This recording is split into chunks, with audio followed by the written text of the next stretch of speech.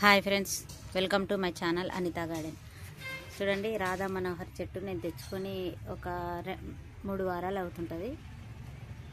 బాగా చిగురుతో బాగా వస్తుంది అనుకుంటే ఈరోజు ఒక పువ్వు కూడా వచ్చిందండి. చెట్టు చాలా బాగా వచ్చేస్తుంది కదా.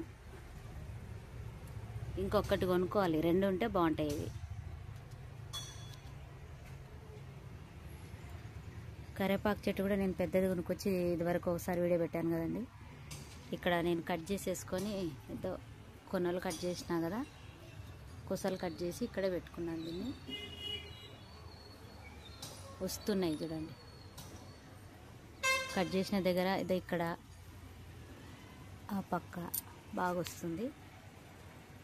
అన్ని చెట్లు పెరగకుండా అక్కడే ఉండిపోయినాయి. అందుకని ఈసారి పెద్ద చెట్టు తెచ్చుకున్నాను. చూడాలి దీన్ని.